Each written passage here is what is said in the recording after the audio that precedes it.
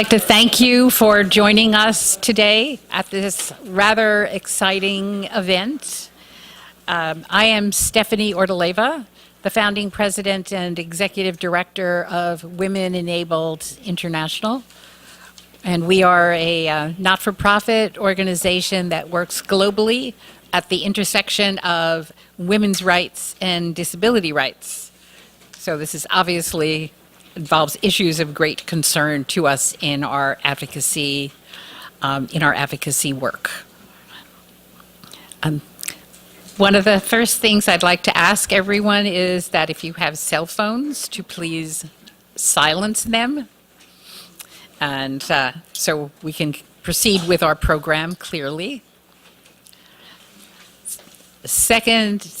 Secondly, I'd like to also note that these proceedings are being transcribed by CART services for individuals who are deaf or have hearing related disabilities.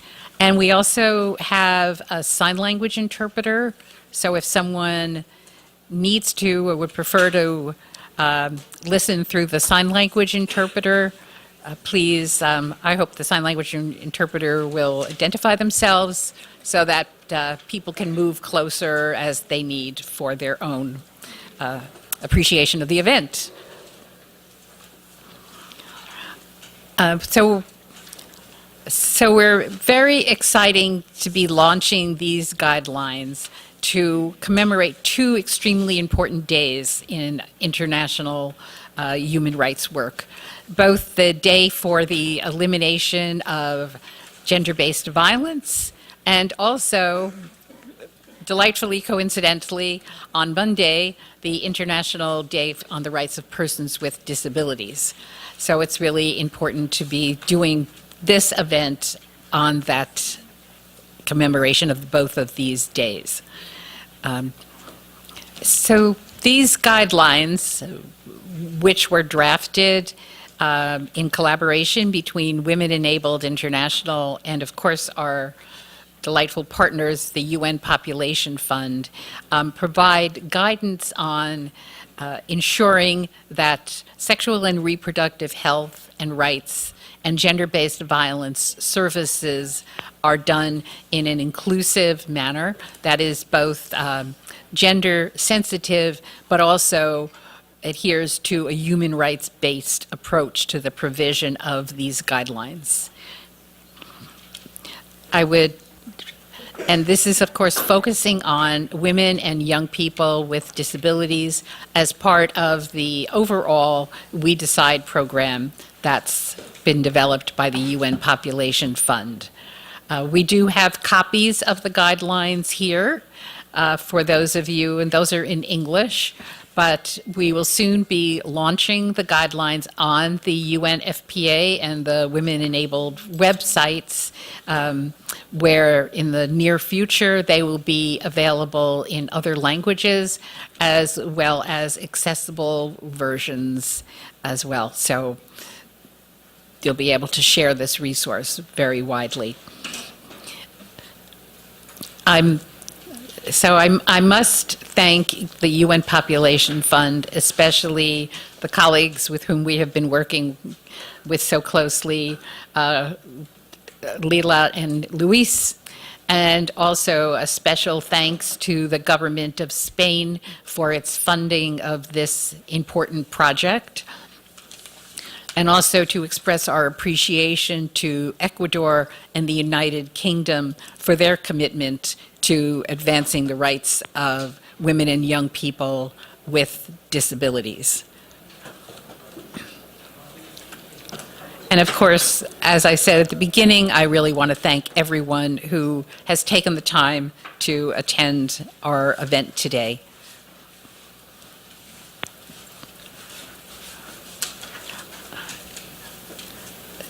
So the first speaker that we're going to have with us this afternoon is Ambassador and Deputy Permanent Representative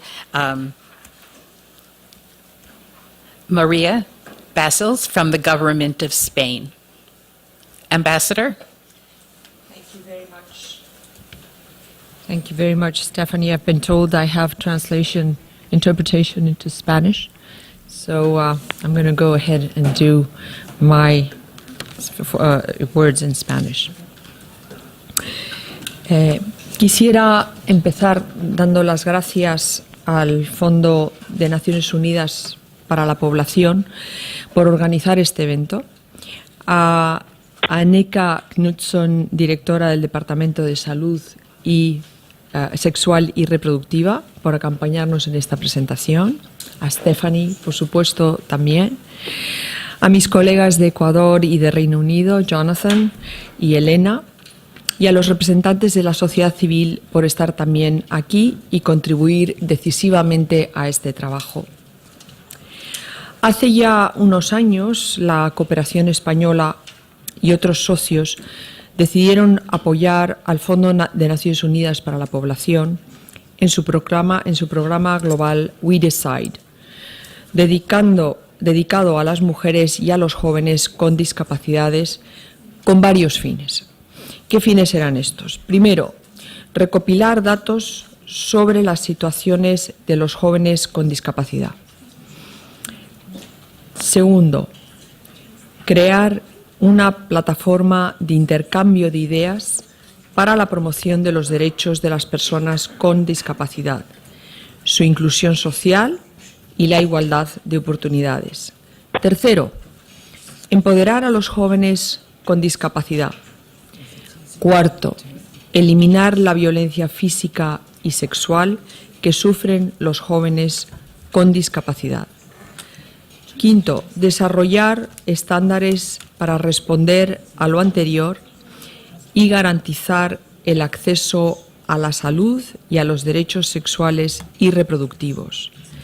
Sexto, promover junto con el sector privado la inclusión social y laboral de las personas con discapacidad. ¿Por qué el Fondo de Naciones Unidas para la Población, otros actores y mi país acordaron trabajar en esta temática? La respuesta es bien sencilla, pero al mismo tiempo es una respuesta triste, porque la evidencia demuestra que las personas con discapacidad sufren proporcionalmente más violencia física, sexual e incluso emocional en comparación con el resto de la población. Estos índices empeoran si se considera separadamente a mujeres y chicas. El evento de hoy es parte de la culminación del trabajo que, como decía al principio, desde hace años desarrollan el Fondo de Naciones Unidas para la Población y la Cooperación Española junto con otros socios. Las líneas directrices que nos va a presentar hoy Annika son en gran parte resultado de la iniciativa We Decide. Como muestra del interés que mi país atribuye a los derechos de las personas con discapacidad y a los temas que nos ocupan hoy aquí, quiero recordar que el presidente del Gobierno de España, durante la pasada semana de alto nivel de esta 73 Asamblea General, intervino en el lanzamiento del informe global para acabar con la violencia de género y para alcanzar los derechos reproductivos y la salud sexual y reproductiva de las personas con discapacidad. Durante siglos, la discapacidad ha sido sinónima de vergüenza o de realidad a ocultar. Afortunadamente, esto ya no es así hoy, y en la agenda política de todos nuestros gobiernos y de las propias Naciones Unidas se ha abierto paso el convencimiento de que una sociedad no puede marginar a ninguno de sus miembros, ni desatender sus necesidades, como tampoco las del resto de la población. Un trabajo como el que hoy vamos a conocer es también el resultado de políticas internacionales, regionales y nacionales. En este sentido, quiero citar aquí la Convención de Naciones Unidas de los Derechos de las Personas con Discapacidad, la Estrategia Europea sobre Discapacidad 2010-2020, un compromiso renovado para una Europa sin barreras, Y por último, la Estrategia Española sobre Discapacidad 2012-2020. En definitiva, las políticas que las agendas anteriores y la propia Agenda de Naciones Unidas 2030 pretenden impulsar se resumen en que la discapacidad deje de ser algo extraño y ajeno a la política y a la sociedad de nuestros países. Repasando estos días la Estrategia Española sobre Discapacidad, he podido comprobar que solo parcialmente esta estrategia alude a la problemática que nos reúne hoy. Naturalmente, incluye muchos principios inspiradores, como por ejemplo la igualdad, la no discriminación, pero no se cita en la estrategia de manera directa temas como los desarrollados en estas líneas directrices que nos va a presentar hoy Annika. En este sentido, los elementos de estas líneas directrices que hoy conoceremos como primicia servirán, estoy convencida, de guía a mi país y a otros países. Es más, serán directrices de referencia fundamentales a la hora de renovar nuestras estrategias sobre discapacidad y nuestros marcos nacionales. Creo firmemente que uno de los valores añadidos de Naciones Unidas es sensibilizar a sus estados sobre temáticas en el marco de nuestras políticas nacionales no están del todo bien reflejadas. Cuando se produce esta retroalimentación entre los Estados miembros y las Naciones Unidas sobre temas de interés común como el de hoy, todo ello repercute en un mundo mejor. Quiero concluir citando al filósofo Schopenhauer, que afirmaba que toda verdad pasa por tres etapas. Primero, se la ridiculiza. Segundo, se la combate con violencia. Y tercero, acaba por ser aceptada como algo evidente.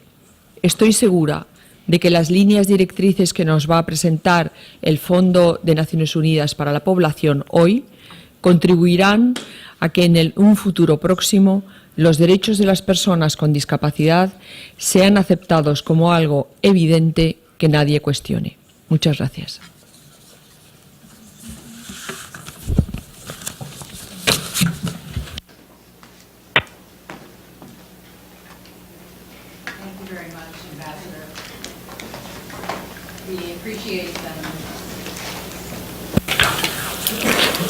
Thank you very much, Ambassador. We appreciate your strong statement in support both of the work of the guidelines, but also the inherent principles that the guidelines stand for, which is, of course, equality and access for persons with disabilities to the important services in the area of gender-based violence and sexual and reproductive health and rights.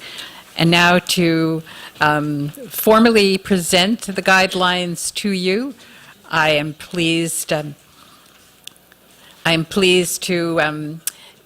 welcome Anika Nelson, and she is the chief of the SRHR Sexual and Reproductive Health and Rights branch from the UN Population Fund. Please. Thank you, Stephanie. So, distinguished delegates, ladies and gentlemen, good afternoon. On behalf of the co-sponsors and the United Nations Population Fund, Women Enabled International, and the governments of Spain, Ecuador, and the United Kingdom, it is with great pleasure and pride I welcome you to this event launching the global guidelines for providing rights-based and gender-responsive services to address gender-based violence and sexual and reproductive health and rights for women and young persons with disabilities. I would like to first take a moment to especially thank the Deputy Permanent Representative and Ambassador Maria Bosols and the Government of Spain for their generous support, and not only the generous support, but the strong commitment to this agenda. This enables us and enabled us to undertake and publish these guidelines. And it's not so often in these times that we have a thick and heavy and important book in our hands. And sometimes it really makes a difference to feel its weight because of all the work that's gone into this. So I'm just holding this for you to see. The guidelines are part of, as Stephanie already mentioned, the We Decide program. That was an initiative we launched 2 years ago with the support of Spain. We Decide promotes the rights of women and young persons with disabilities to enjoy equal opportunities, to live a free of gender-based violence, and realize their sexual and reproductive health and rights. The name is really very self-explanatory. Women and young persons with disabilities should decide and be empowered to make their own decisions about their health, their education, their employment, and life aspirations. This is, of course, true for all women and young girls and young people, but the oppression is double when it comes to people living with disabilities, so it cannot be emphasized enough. These guidelines are the first of its kind in terms of the types of services it is addressing and the population groups it aims to support. And we see this as a very critical contribution to the principle of leaving no one behind, which is a very important part of the Agenda 2030. They were developed under the leadership of Women Enabled, and the Gender, Human Rights and Culture branch of the Technical Division with partnership of other parts of UNFPA. Next year, we will celebrate the 25th anniversary of the Cairo International Conference on Population and Development, ICPD, and UNFPA at 50. But the ICPD, together with the United Nations Convention on the Rights of Persons with Disabilities, are landmarks in the recognition of the needs of persons with disabilities and their right to sexual and reproductive health. As our Executive Director, Dr. Natalia Kanem, recently noted, this is a moment to make the vision of the Cairo Agenda, as we call it, the reality, and intensify our efforts to reach those still left behind 25 years later, and ensure that women and young persons with disabilities no longer face discrimination based on their age, their gender, their disability, or other factors. And it is important that we now make this agenda, as we move forward into the after 25 years of Cairo, current for young people and for the generations to come, and especially for young people living with disabilities. During the last UN General Assembly, UNFPA and Spain launched the Global Study on Young Persons with Disabilities as part of We Decide.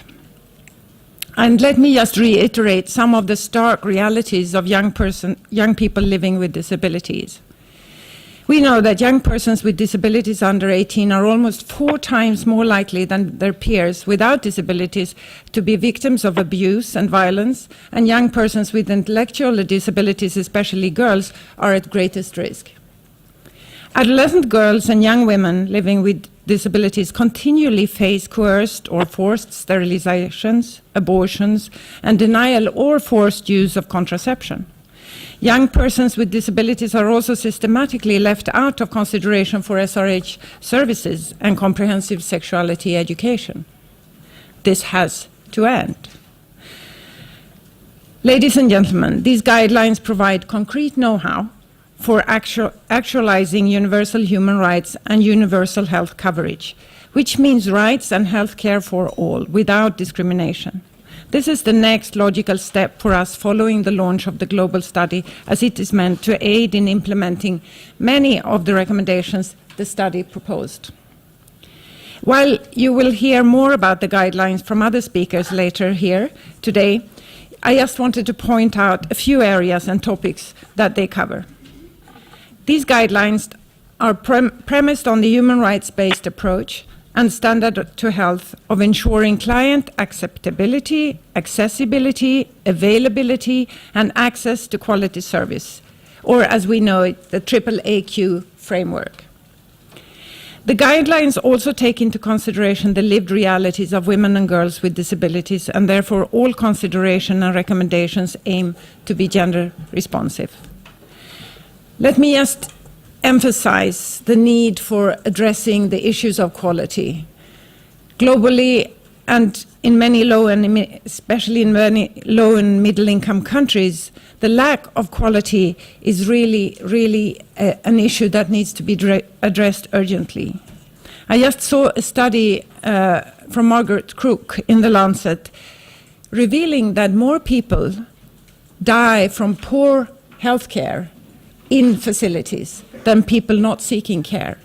And then we know that people living with disabilities really are at the lowest, sort of in the hierarchy of who is considered and who is really informed about how to access healthcare. And when they enter into the healthcare system, the quality is not there. The poor quality is what they get. One of the two main thematic areas covered by the guidelines includes gender-based violence services for women and young persons with disabilities, but it also provides guidance on how to ensure GBV prevention programs and that they are disability inclusive. They also align to the UN Essential Services Package for women and girl victims and survivors of violence. Key sections include ensuring women and young persons with disabilities can access also justice and police services, social services, as well as protection and rehabilitation services. They also address sexual and reproductive health and rights related services for women and young persons with disabilities, where one will find guidance on access to contraceptive information, goods and services, maternal and newborn health services, comprehensive sexuality education, as well as information, testing and treatment services for STIs, including HIV. And they provide examples of practices and experiences that can provide ideas and inspirations for others on how to make services more inclusive.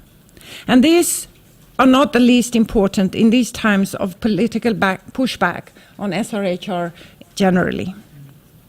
Ladies and gentlemen, our Executive Director, Natalia Kanem, made a commitment at the recent Global Disability Summit hosted by the United Kingdom that UNFPA will continue to deepen its investment, know-how, and dedication to the sexual and reproductive health and rights of persons with disabilities, promoting their rights across our three transformative results. These are ending the unmet need for family planning, ending preventable maternal deaths, and ending gender-based violence and all harmful practices against women and girls. And to reach those transformative results, we cannot work alone. We have to work in partnerships, and we will need all of you to reach our goals. UNFPA reaffirms that women and young persons with disabilities have equal rights to live free of violence and enjoy their sexual and reproductive health and rights. Our current strategic plan is much more disability inclusive than ever before, with 5 direct indicators related to disability and disability mainstreamed throughout the framework. For example, through high-quality population data, we ensure that no one is left behind. And this, we also will work to end invisibility. I will end by saying that these guidelines are now available on the UNFPA website, as we've heard before, with more language and accessible versions to be posted soon. Next year, we plan to roll out the guidelines in all regions with our partners and counterparts to ensure that they are used and meaningful. So once again, we thank the government of Spain for their support, their commitment, and we invite all of you to join us in disseminating and using the guidelines, because if they're not used, they're not worth anything. So they serve the purpose they were intended to do, to help make this world a more inclusive place where every person's potential is fulfilled. And let me end by just stating that none of us will be fully included unless all of us are included. Thank you.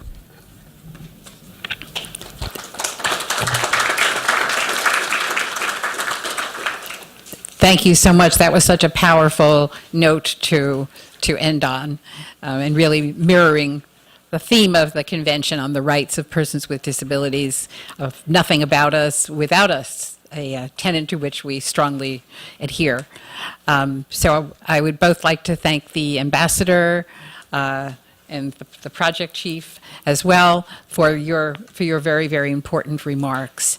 And I'm now going to ask our interactive panel to come and join us here so that we can proceed with the interactive conversation about these important guidelines.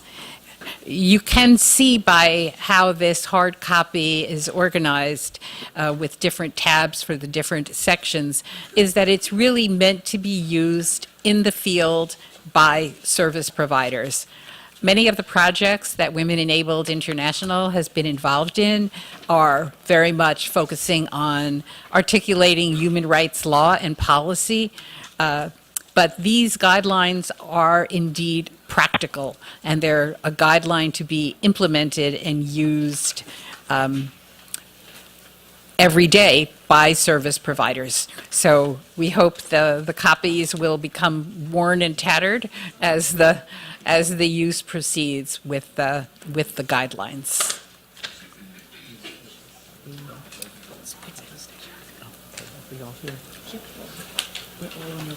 Yeah.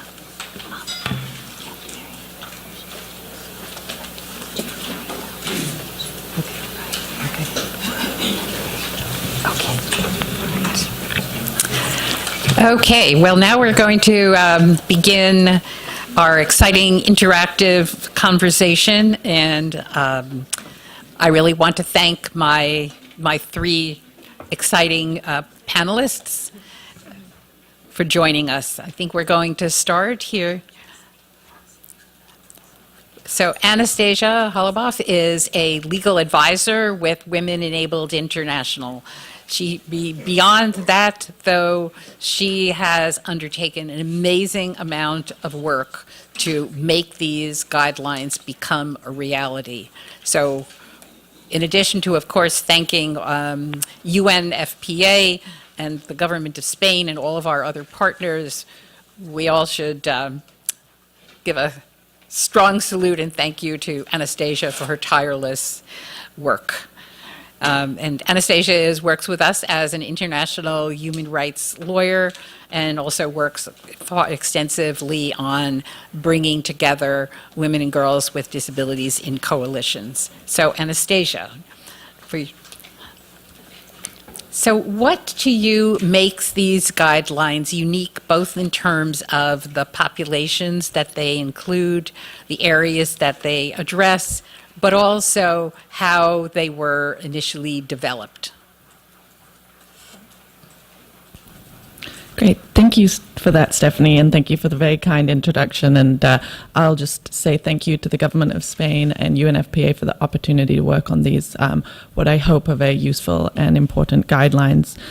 So in answer to your question, Stephanie, when UNFPA approached Women Enabled to work on this document with them, we really were seeking a document that would really fill a gap between the legal obligations, both under the Convention on the Rights of Persons with Disabilities, but also the body of international law that applies to women and young persons with disabilities, and fill that gap between the legal obligations and the practical application when it comes to service provision, which is what women and young persons with disabilities are really experiencing on a day-to-day basis, and really has the opportunity to affect change on an individual basis for those women and young people with disabilities who are at risk of experiencing gender-based violence and violations of their sexual and reproductive health rights. So, as you've heard multiple times already today, the statistics that we have, and unfortunately we don't have very many, are very dire. But unfortunately, despite knowing the scope of the problem, so often we exclude the people who need those services the most from essential services, including prevention or sexuality education, to learn about their bodies, to even have the language to express if something is happening to them or if they want something for their body that falls under sexual and reproductive health and rights.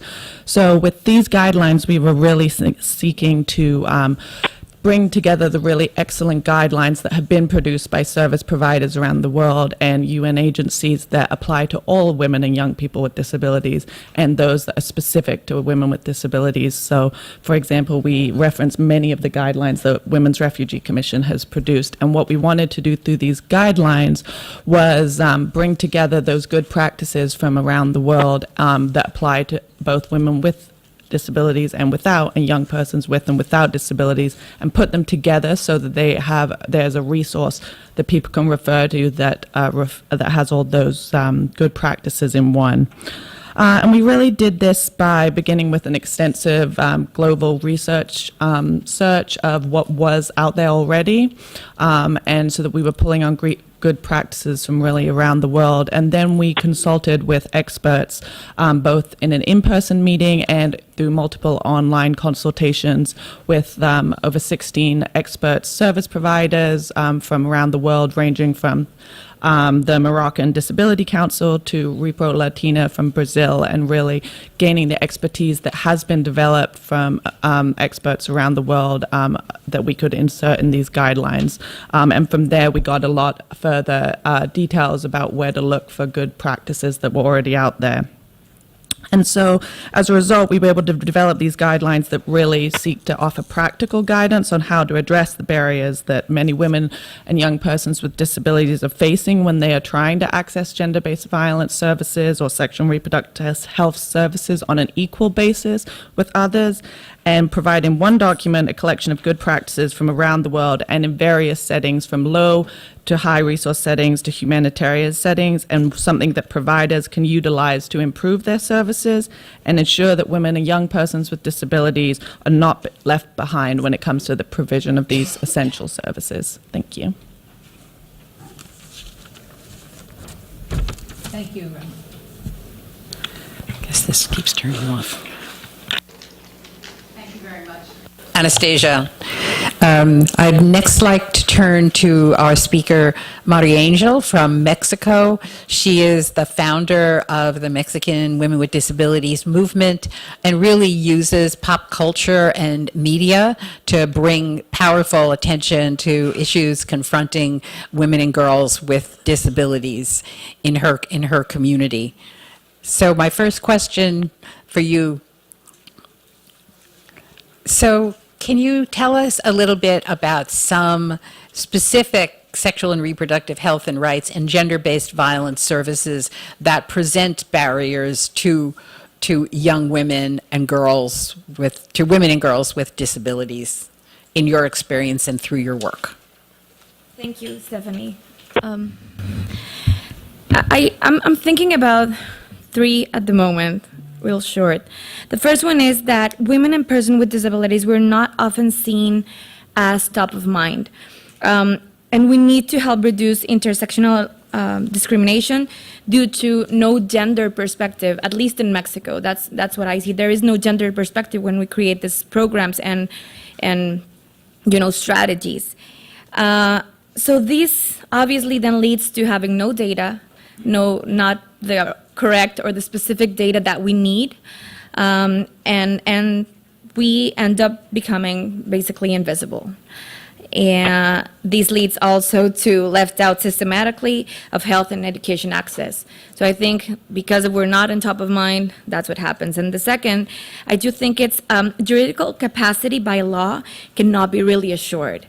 And this is something that it creates a bigger discrimination because when there are health services or reproductive and sexual rights and services provided on free consent, sometimes when women don't have juridical capacity, it's really hard to actually get to them to get the services that they need. And the third one would be, I think that we all think that there is like one single disability story. Because the women's stories are not being told, we're not completely understanding the intersectionality that us as women with disabilities have. We can be women with disabilities that are indigenous, or our contexts are different, or our privileges are different even.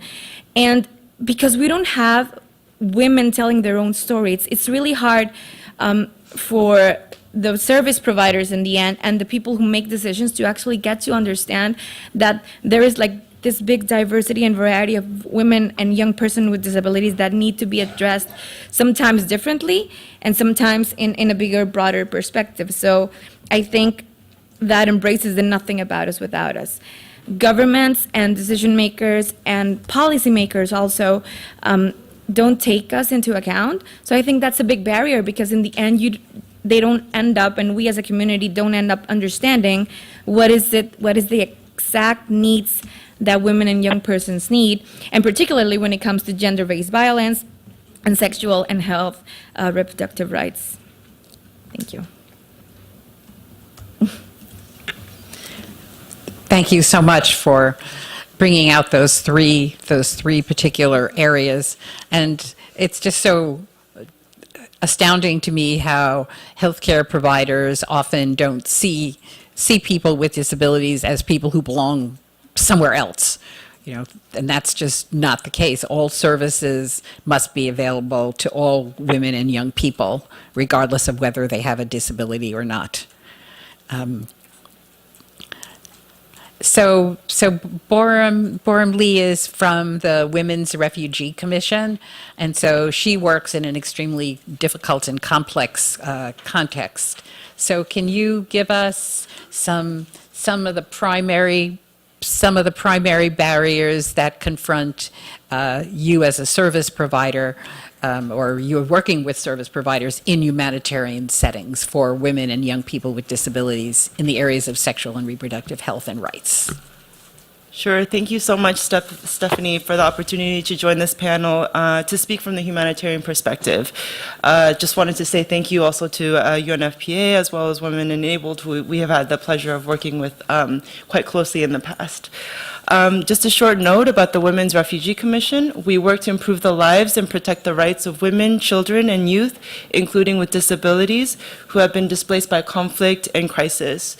So as a research and advocacy organization, our work is really at the intersection of research and practice, supporting humanitarian organizations who are on the ground and in the field to strengthen inclusion of women, girls, children, and young people impacted by crisis within their programs and their activities.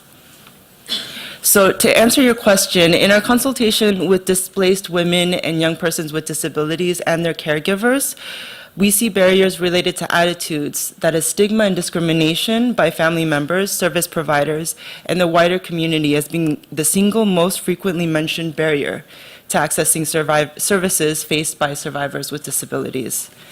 So participants report that persons with disabilities are reluctant to disclose sexual violence, even to service providers, who often assume they are not at risk because of their disability.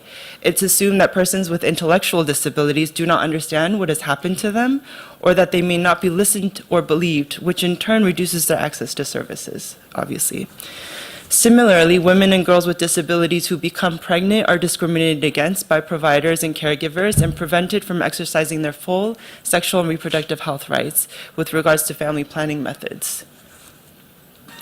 Moreover, we found that women, girls, and young persons with disabilities are not consulted or invited to GBV prevention activities or SRH information sessions, as parents, community leaders, and others assume that they are not at risk or are incapable of learning new things. This presents further barriers to them staying safe in communities, recognizing violence appropriately, and or seeking assistance from trusted individuals if violence actually happens. Perhaps what is unique or otherwise exacerbated in humanitarian settings is the loss of community support and protection mechanisms that happens during and after displacement, which increases the risk of violence against women and young persons with disabilities and their ability to access their sexual reproductive health and rights.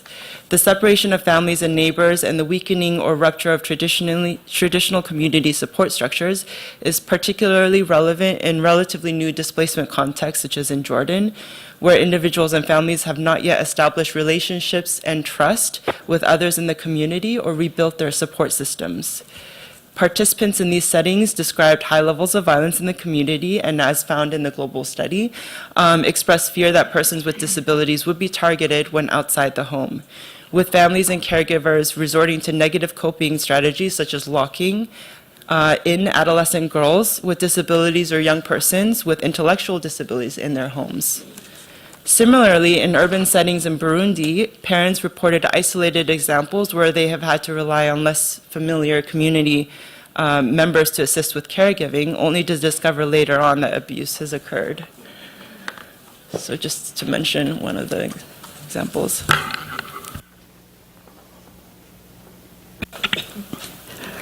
Thank you very much. The work that your organization does is so very important.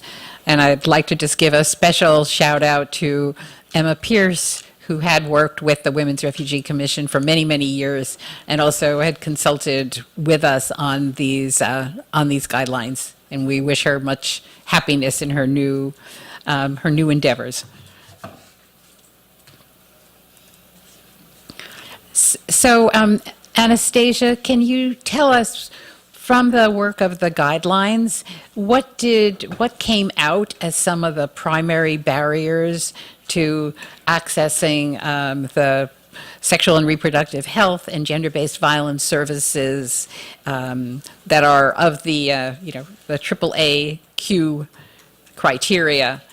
So, what are some of these primary barriers that have faced providers? Great, thank you, Stephanie. So we really identified that across the two particularly thematic areas, GBV and SRHR, that we were looking at, there are really two categories of barriers that need to be considered when you're looking at barriers. And the first is indirect barriers. So in that circumstance, it's barriers that providers don't realize exist. It's a provider, when asked if they provide services to women and young people with disabilities, will say, of course they do. But the reality is that if you ask a woman or a young person with a disability, they will say they cannot access that service at all. So in practice, some of those barriers are shelters for women who are survivors of domestic violence, but that shelter has a rule that you can't have prescription drugs in the shelter. Well, that's a problem for a woman with a disability who depends on her prescription drugs every day. Or a shelter that has a rule that you can't bring your adult child with you to the shelter. Well, that's a problem for a woman who has an adult child with a disability who they are solely responsible for. Similarly, in the SRHR context, you might have a menstrual management class that has every accessible tool for helping young women with disabilities learn about the menstrual management, and yet no young person with a disability ever comes to the session, and the service provider is saying, well, I guess there's no people with disabilities around to use this. Well, the reality is that first step hasn't been taken to go out and do the outreach with the community, with the parents of those young girls with disabilities, to address the isolation, the shame, the cultural stereotypes that might be keeping those young girls in the home and preventing them to ever even coming to the service provider who has made that effort. And then the other category is direct barriers and exclusion. So service providers who do not see it as their responsibility to provide services for women and young people with disabilities, and think that services should only be provided by people with special expertise with women with disabilities and young people. So examples of this are a rehabilitation service for women who are survivors of gender-based violence, and yet there's no counselor there who knows how to provide counseling to a woman with an intellectual disability, and that service provider doesn't take responsibility for having a robust referral service that helps that person get the rehabilitation services they need. Or in the SRHR context, many menstrual, maternal and newborn health providers who have stigma and stereotypes about the fact that women with disabilities should not have children, and treat the woman who comes looking for those services in such a discriminatory manner that she no longer wants to seek those services, and fears the very real possibility that when she does give birth that her child will be taken away immediately. In fact, there was a study that just came out a few months ago in Canada that said women with intellectual disabilities are up to 30 times more likely to have their newborn taken away at birth. So that is a very real fear. And then with the thematic chapters on GBV and SRHR, some of the barriers that we saw were, as I was saying, stigma and stereotyping. Boren mentioned this earlier, but particularly stereotypes around women with disabilities and young people with disabilities being asexual or hypersexual. So if someone is considered to be asexual, then why would you provide them with any of these services? Because you're assuming they won't be in a relationship, or you're assuming they won't have any need for sexual and reproductive health services. And on the other end, people hold views that people with disabilities are hypersexual, particularly parents who have legal guardianship over their adult children might prevent them from accessing those services under a mistaken belief that once learning that information, they will engage in dangerous behavior per the parent's perspective. So, and lastly, the other main barrier we saw in both fields was lack of training and funding for inclusive services. So in medical schools or social work schools, training for providers, for all providers, on how to provide these services, and not just specializations, but an expectation that anyone who is trained in any of these fields needs to know how to provide services to women and young people. And then for providers who have that interest in learning that expertise, for places that have developed fantastic practices, there's really a lack of funding to extend those services, to receive that training, and to really build off the good practices that have been developed. Thank you. Thank you very much, Anastasia. I always remember the fact that I have a friend who recently completed medical school at a major university in Washington, D.C., and I asked her one evening while we were chatting, had she ever had any training on working with clients with disabilities in the course of her entire 3 years of medical school? And the answer was, oh, I think there was a video we were supposed to watch. So, and the other, really important barrier is just sheer physical accessibility. How many disabled women can't access mammogram machines or examination tables for any person with a disability. So those are really important. So Mary Angel, as an activist, which I know you are, how do you use your activism to bring attention to the barriers and also the importance of making accessible sexual and reproductive health and gender-based violence services? Thank you. Thank you. I think the most important part on our side is our collective power. I do think us as people with disabilities in general, we have our own individual power and we can do great things with it. But when it comes to gathering other women with disabilities with different perspectives, that's when it becomes interesting. And that's what we do. First of all, I think we are really good at identifying barriers because we're the users we're the ones who live it. So identifying these barriers are what gives us like this knowledge of what we think needs to be done and what is it that we're going through. And the second is we need to do more on promoting and enabling legislative advocacy for the implementation of all these things, particularly everything that has to do with gender and disability-based policies and change in legislation, because if we don't keep on promoting these subjects and shining a light on them, as you said, there will only be a video for people to actually, we're supposed to do this. And so it is kind of like our responsibility to lower it down from, the Olympus and put it down to their hands and actually getting dirty. And I think the biggest challenge is, and particularly I see it in Mexico and with other women that we've talked, getting to women with disabilities at the grassroots has been one of the biggest and hardest ways to get to.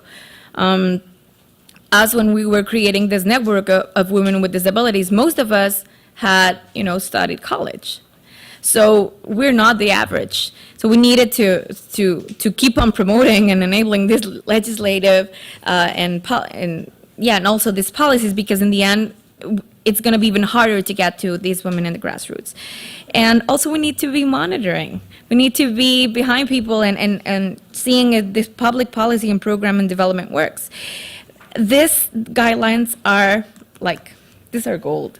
This is everything. When I was reading them, to me, it was like, everybody needs to hear about this, but they cannot just stay in this beautiful book or PDF. We have to monitor and move all of this gold information that is here, because that's our job as activists and advocates. That is our job, to be behind people and decision makers, and let's make this happen. So basically, that's what we have to be doing, are doing, and keep on doing. Well, I know you do a really great job at it, and you don't take any any stuff from people, shall we say, putting it politely. But so we thank you. We thank you for all your work, and encourage people to check out Maria Angel's important work on social media and other platforms. So Borum, if you could tell us a little bit about what are some of the good practices that you have used, and how can others use those same practices as that are described in the guidelines in their work? You know, how can people make this a reality in humanitarian settings? Thanks, Stephanie. So I think one kind of key thing that is highlighted in the guidelines is an emphasis on strengthening capacity of duty bearers to enhance GBV and SRH services, really by engaging women and young persons with disabilities, right, in GBV program development and implementation. So one case study that was highlighted was our work, our previous work with the International Rescue Committee, which is a major humanitarian GBV actor. We held group discussions with women, girls, boys, and men with disabilities and their caregivers in different kinds of displacement settings, in refugee camp settings, in urban settings. And we asked them about the risks of violence and their access to available services. And then we piloted and evaluated the actions that promote their inclusion, and documented and shared effective strategies to the wider humanitarian community. So actions were evaluated through a participatory process, asking persons with disabilities and their caregivers who have been involved in GBV activities what has been the most important change for them, and what are their ideas for how to make programs more inclusive. We often found that what is important for programmers was not always the same for women or young person with disabilities. Participants across all 4 countries highlighted more robust peer networks, facilitating connections with a wider community, allowing for exchange of information, building trust, and possibilities for collective action. So this in turn opened up opportunities for persons with disabilities to contribute to society and raise their status in community, and allow them to become identified and valued for aspects of their identity beyond their impairment. So as mothers, as community leaders, and as providers. So mentioned in the guidelines as well, in thinking about international frameworks and norms related to inclusion of persons with disabilities, is the Charter on Inclusion of Persons with Disabilities in Humanitarian Action that was widely endorsed at the World Humanitarian Summit in 2016, after which many of you may be aware there was a global multi-stakeholder task team was formed under the Interagency Standing Committee to develop globally endorsed guidelines on inclusion of persons with disabilities in humanitarian action. It's currently in draft form, and as a task team member, WRC's contribution has been about ensuring that women's protection and empowerment is mainstreamed across the guidelines, but as well in consultation with GBV and gender experts to develop the section related to addressing gender-based violence against persons with disabilities. So we're very much pleased to see these guidelines launched together with these other kinds of initiatives, such as through the IASC, to support humanitarian duty bearers to be more accountable to the populations they serve. Thank you so much, Borum. We do have a few more questions, but first we're going to take statements from some of the generous ambassadors who have joined us, and hopefully we'll be able to cover more of these issues in the course of the question and answer period. Thanks to Anastasia, Maria Angel, and Borum for your contributions. I'd now like to welcome our two ambassadors to the podium up here.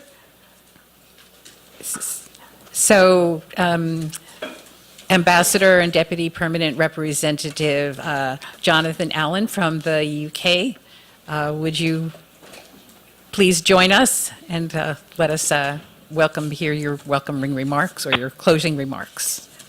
Yeah, I know.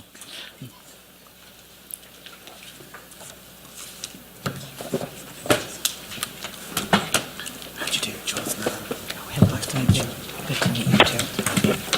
Am I going next? You are next. Good to meet you. Right, well, thank you everybody for having me here today. I'm very sorry if I am cutting you off from more key questions, so I'll try and go nice and quickly through what I have to say so that there is an opportunity. And may I just start, I mean, it's customary when one reads out a statement at this sort of event to start by thanking lots of people. But what a genuinely inspiring session this has been. Really, I mean, I've been reading some of the manual. I didn't get through it all in the space so far. But I can see, you know, straight away how useful that is going to be out in the field. And just really great to hear the interventions by the panelists previously about the sort of practical implications. So much of what we do at the United Nations can be a little theoretical. And this is really rooted in practice, and that's really fantastic. So thank you for having me. Let me acknowledge also UNFPA for their leadership, and Annika in particular here today, and collaboration on this issue. And I'm going to talk a little bit, if I may, about the Global Disability Summit that took place in July in London in the UK, at which we were joined by UNFPA's Executive Director, Dr. Natalia Kanem, and we're very pleased to have her. We wanted that summit to be, and we believe that that summit was, an important platform to raise global attention and focus on the long-neglected area of disability inclusion. You know better than I do that 15% of the global population will experience some form of disability during their lifetime. But in developing countries specifically, the range increases to 20%. And while progress has been made to address the challenges faced by persons with disabilities, prejudice and systematic discrimination against them continues. And we believe tackling that is not just the morally right thing to do, not just or should be a legal obligation on all of us, but it's also the pragmatic and smart thing to do. Who, after all, in this age can afford to exclude participants from their labour markets, from their economies? Adolescents and young persons with disabilities can be particularly vulnerable, as they can experience significant barriers in accessing sexual and reproductive health services. And they can also be exposed to major threats to their development, health and quality of life, stemming from unwanted pregnancies, sexually transmitted infections, harassment and sexual violence. So a central objective of our summit was to generate specific, new and ambitious global and national action to support persons with disabilities in developing countries in order to meet and achieve the commitments set forth in the global goals and, of course, the UN Convention on the Rights of Persons with Disabilities. So what did we achieve? Well, we got over 170 ambitious commitments from an array of stakeholders globally, and we developed a Charter for Change as an expression of collective ambition, collective commitment, and call to action. And I'm delighted that more than 320 national governments and organisations signed that charter with a call to move from rhetoric to action. UNFPA was one of those bodies that signed the charter, setting out their new commitments, and there was a keynote address by Dr. Kanem during the Spotlight session, focusing on the multiple barriers faced by women with disabilities in accessing sexual and reproductive and health services. And amongst other commitments, UNFPA also committed to advocate for the collection of data on disability using the Washington Group Questions on Disability, which will be enormously valuable to stakeholders working on sexual, reproductive and health rights everywhere. Now, as I said at the beginning, we are delighted to see the development of these guidelines as another of the many commitments that UNFPA made at the summit. They're obviously a practical and concrete resource and I think they will be incredibly valuable, whether they're in low, middle, or high resource settings or in humanitarian emergency situations. And I think they'll be a valuable resource for a range of stakeholders involved in addressing gender-based violence and sexual reproductive health and rights of women and young people, particularly on the front lines. So let me bring my remarks to an end by saying that we hope and believe that the Global Disability Summit raised the ambition and attention on an area which is too often neglected. We have now got to deliver. I said we were moving from rhetoric to action. That's always a very dangerous thing for diplomats to talk about, being rather more skilled at the former than the latter. But we must deliver. And I want to encourage everybody here and everybody who's signed up to our action plan to ensure that they do deliver. And we will be doing our bit too. We're launching on the 3rd of December next week. It's Penny Mordaunt, who is personally and passionately leading this across the British government, our Secretary of State, will be launching DFID's new disability strategy to mainstream disability inclusion across the organisation with time-bound commitments over the next 5 years.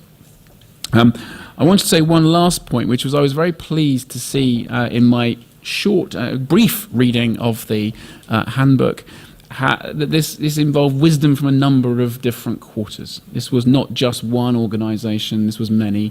This was different agencies, funds and programmes sharing their expertise. And I really think that's such a vital way forward. We must ensure that we work together across the UN family to have greater impact, that we share wisdom and that we are able to have, we are much stronger when we work together. So thank you very much indeed, and I'm really looking forward to carrying on with the conversation. It's been really inspiring so far. Thank you so much.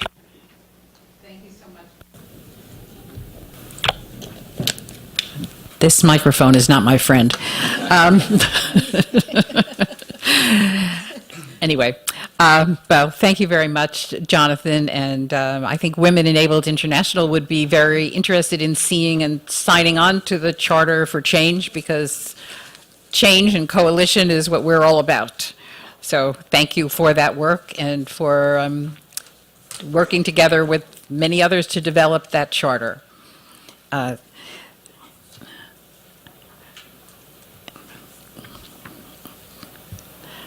So I would now like to welcome Ambassador and Deputy Permanent Representative Helena Yares, if I'm pronouncing your name correctly. Yanes. Okay, sorry. Elena was perfect. Thank you. And anyway, but thank you very much for joining us. Thank you very much. First of all, I would like to apologize to all of you. I arrived late. I just ran from a meeting with my capital.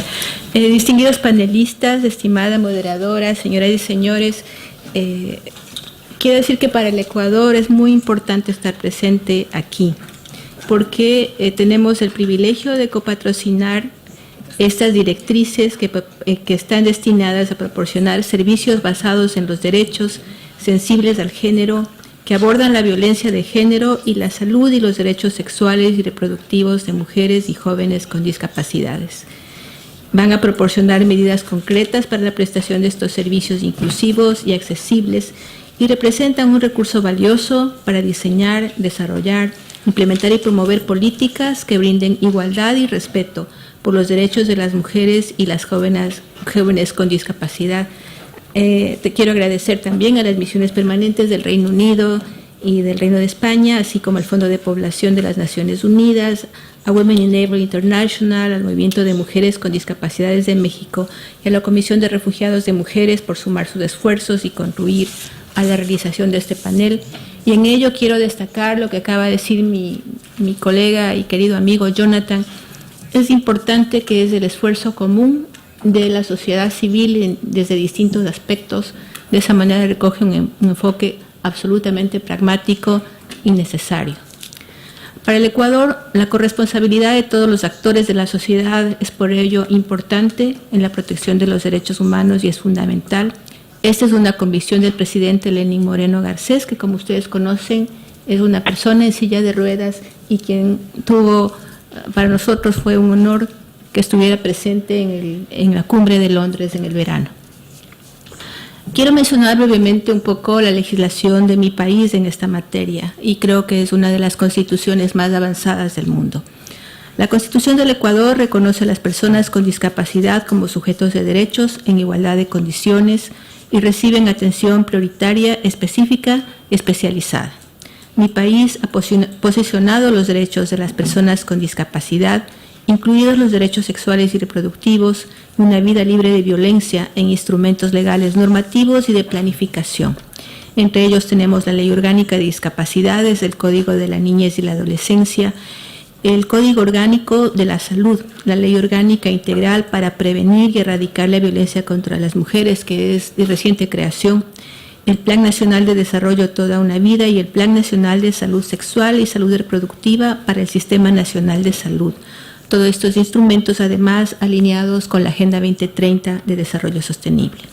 Por otra parte, el Ecuador fue uno de los países piloto para la implementación con apoyo del Fondo de Población de las Naciones Unidas y la Agencia Española de Cooperación para el Desarrollo del programa global Decidimos, We Decide, que busca incrementar el acceso a la información y atención de salud sexual y reproductiva, prevenir y abordar la violencia de género, poner fin a la discriminación y promover la inclusión social de adolescentes y jóvenes con discapacidad.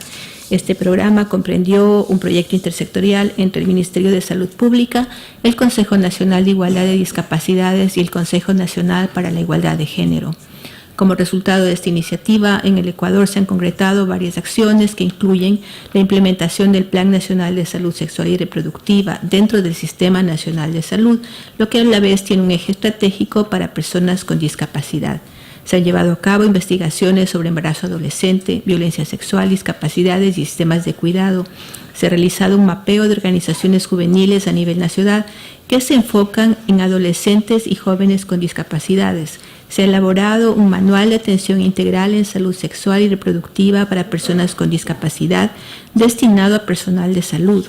Y se han desarrollado materiales comunicacionales que incluyen publicaciones como Caminos para la Protección de los Derechos dirigido a la sociedad civil y la Guía sobre Derechos Sexuales y Reproductivos y una vida sin violencia para las personas con discapacidad, a fin de dirigir, capacitar y aclarar conceptos sobre sexualidad, prevención y protección contra la violencia, a los que se han referido todos aquellos quienes me han precedido en el uso de la palabra. Ojeando brevemente las guidelines que ustedes presentan hoy día, encontramos además que va a ser muy enriquecedor para lo que el Ecuador ya está haciendo, revisar e incorporar varios de los elementos que están allí. Llevar a cabo estas y otras iniciativas al Ecuador le permitirá continuar en la protección y promoción efectiva del derecho a la salud para mujeres y jóvenes con discapacidad. Este es nuestro deber con nuestra ciudadanía, con todos los ecuatorianos con discapacidades que exigen su inclusión total y el respeto por los derechos, así como la comunidad internacional, mientras buscamos no dejar a nadie atrás. Estamos convencidos que aún nos falta mucho camino por recorrer. Tenemos que fortalecer la inclusión, la solidaridad y la igualdad como una prioridad del Estado, y es nuestro firme compromiso con la construcción de una sociedad libre de discriminación y sin las barreras que limitan el disfrute del derecho a la salud, en particular para las personas con discapacidad, como ya se ha mencionado anteriormente. Estamos convencidos de que solo juntos lograremos estos objetivos y confiamos plenamente en la esfera multilateral como el espacio activo y coherente para conferir estos objetivos, donde hoy damos la bienvenida a estas directrices que benefician a las casi 1.000 millones de personas, el 15% de la población mundial con algún tipo de discapacidad y que reivindican nada sobre nosotros y sin nosotros. Y por otro lado, en estas guidelines se vinculan dos aspectos que son importantes: discapacidad y género. Tuve el gusto de participar hace un mes más o menos en un enfoque parecido. Encuentro que hay toda una corriente en ese sentido que siento que es muy importante porque tiene que hacerse percibir cada vez más que el tema de género, el tema de discapacidad, no es un tema de mujeres, no es un tema de personas con discapacidad, es un tema de cada ciudadano y es un tema de país. Y por eso agradezco mucho que nos hayan invitado a participar. Muchas gracias, Stephanie. Gracias. Well, I'd like to thank both of our ambassadors for being part of this last closing remarks for the panel. We would also like to now welcome briefly some questions from the audience. We're going to take 3 questions at a time, and I will ask, because of our very limited time at this point, I'm going to ask you to please be as brief as possible. If you could say your name and any affiliation, and then ask your question. And I think one of my colleagues will help me to recognize the 3 questioners. Thank you. Questions? I see. We've got one, the lady in the jacket. And then the,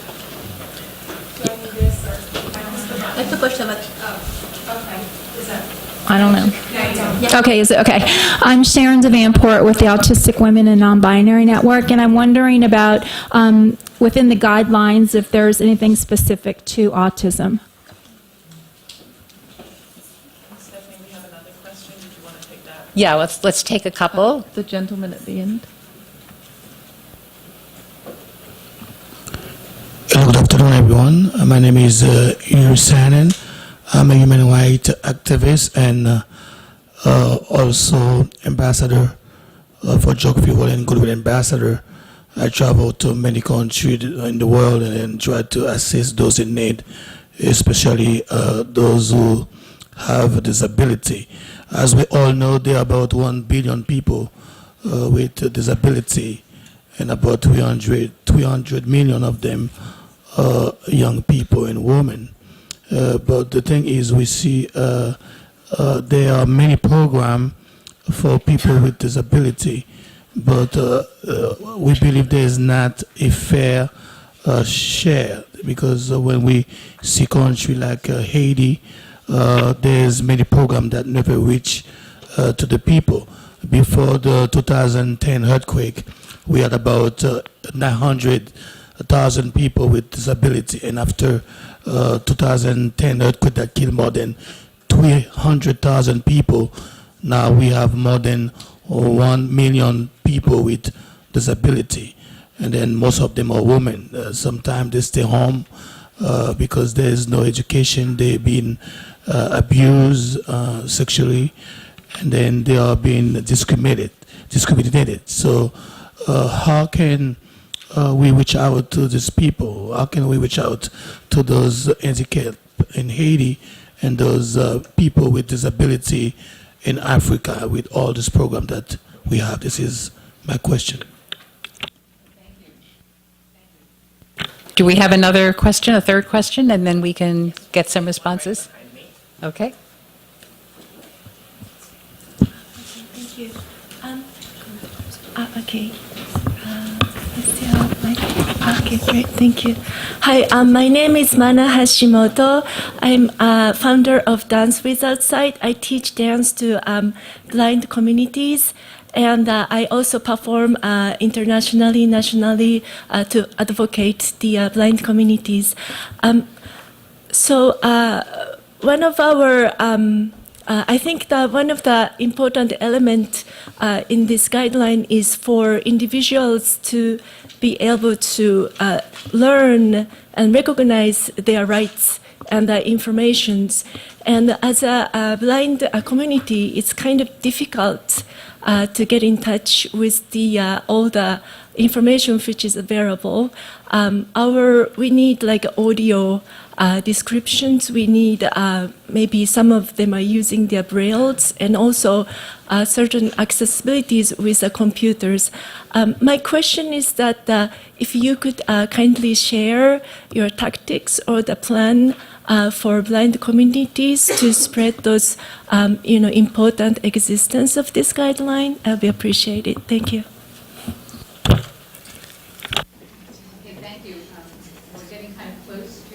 Our end time, so if we could ask a couple of our participants here on the panels to try to answer these three questions as it relates to persons living with autism, persons in very isolated circumstances, and then making materials and information accessible.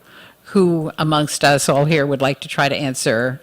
Let's get someone to answer. This is Anastasia. I can certainly answer the first one. Sure, please. So in response to your question, there are certainly many references to autistic women and young persons. In particular, in the language, there's a specific note about how many autistic persons prefer the identity first language.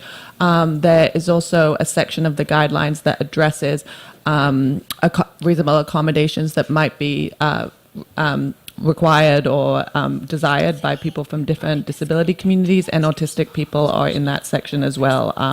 And off the top of my head, I don't remember any examples that specifically dealt with autistic young persons or women, but there might be, and I'm just forgetting. Thank you, Anastasia. Annika, you were going to, not just try, answer the second question. Yes, I'm going to try, because on the question from the gentleman about Haiti, I think this is something reaching the furthest behind, the most marginalized, and we need to have partnerships. We need to work in tandem. We need to work really by both making awareness high on our agenda. We need to have separate and dedicated programs, of course, because we also need to find ways and work with people with disabilities. And as we heard here, this is not just one group, it's many groups and many different ways that people face their disabilities. I think we need to, as we go along, work very closely with those communities to make sure that we actually make programs that really are addressing them and they are at the center to develop them. Now, having said that, I think that what we also need to do jointly is making sure that in every program, and I'm turning also to donors, because in every program we need to ask ourselves, is this an inclusive program? Do we reach those furthest behind by this program? And if not, what in addition to what we're doing now do we need to put in place? I think it's important to recognize that as we embark on this, reaching the last mile or those furthest behind will seem maybe sometimes to be more costly because we do not have those systems in place yet.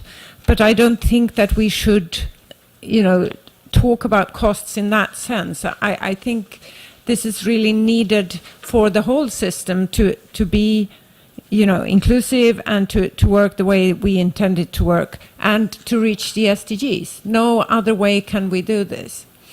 So I think it's both having programs dedicated and identifying communities that we may not be aware of, at the same time mainstream the disability agenda. And I'm not saying the disability agenda as being one, but really working closely with those knowing what that is and how we can include it in a good way. I wish I could have one answer, one sort of straightforward answer how this is going to be solved. I think we all need to put our heads together to really address this. But I also want to turn to Maria Angel to ask you, how do you see this? Because this is really very concretely something we need to go about. Bless you. Thank you. Yes, and I think it also comes to addressing the third and last question.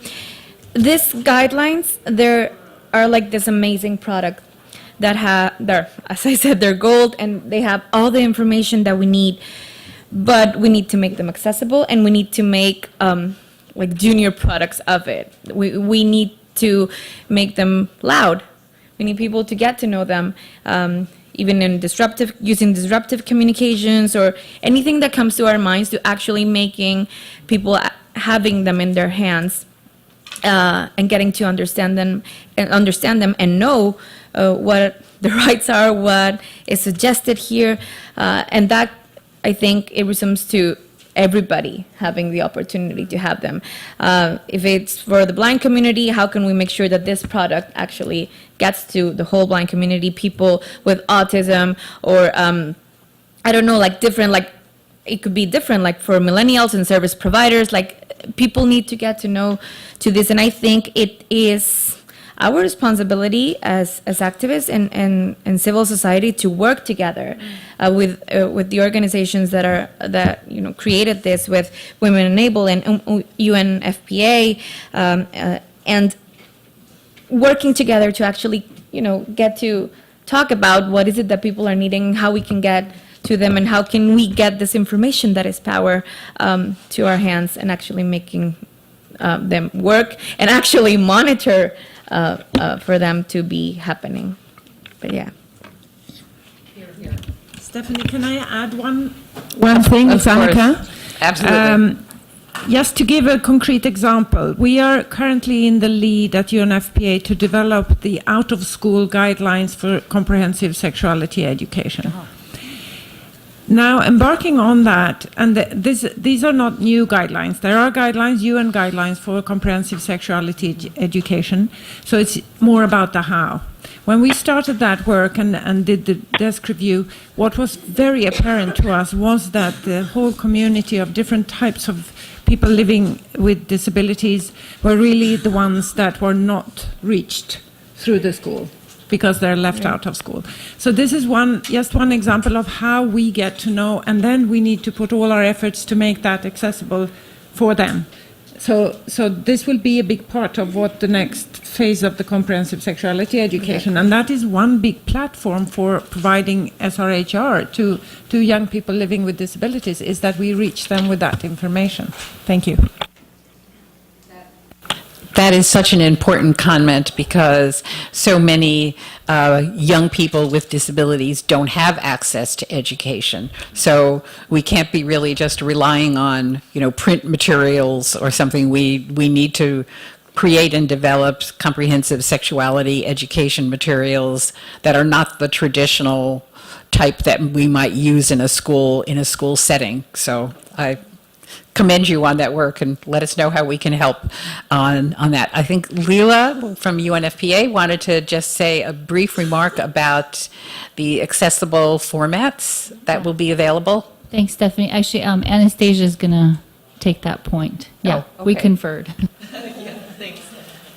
When my mic works, I will answer. Great. So as Layla introduced me, UNFPA will shortly be putting up on their website, and is currently producing the document in multiple accessible forms. So particularly for blind people, and in EPUB and DAISY, which will make it accessible to e-readers.